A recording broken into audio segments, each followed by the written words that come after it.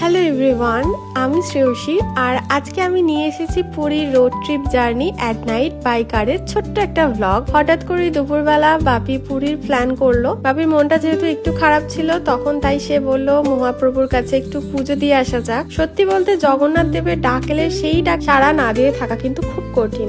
আমরা গাড়ি নিয়ে সেদিন বিকাল ওই 4টে নাগাদ করে রওনা দিয়েছিলাম। প্রায় 450 কিলোমিটারের এই জার্নিটা কমপ্লিট করতে আমাদের 8 থেকে 9 ঘন্টার মতো সময় লাগে। আর লং ড্রাইভ লাভার্স হলে এই রুটটা কিন্তু তোমাদের নিশ্চয়ই খুব ভালো লাগবে, কারণ পুরীর রাস্তা সত্যি স্মুথ আর ড্রাইভিং ফ্রেন্ডলি। সব থেকে ভালো লাগে রাতের এই হাইওয়ে ড্রাইভটা।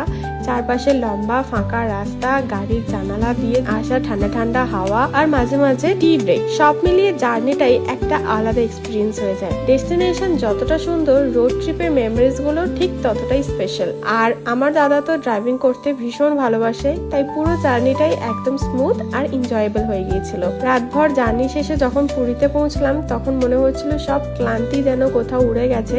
আর ভোরের পুরীর একটা আলাদা চার্ম আছে, আর সমুদ্রের হাওয়া মিলে এক অন্যরকম ফিলিংস তৈরি করছিল। এটা হচ্ছে চৈতন্য চক। আর পুরীতে পৌঁছে আমরা কখনোই সরাসরি হোটেলে যাই না, আগে একটু বিচের ধারে বসে নিজেদের মতো সময় কাটাই। সকালে শান্ত পুরীটাকে কাছ থেকে উপভোগ করার কিন্তু মজাটা আলাদা। মা বাপিও একটু রিল্যাক্স করছিল, আর আমাদের এই ভদ্রলোক তো এসে একটু শুয়েই পড়লো আরাম করে। তো অবশ্যই জানিও তোমাদের কেমন লাগলো আমাদের এই ছোট্ট ব্লগ।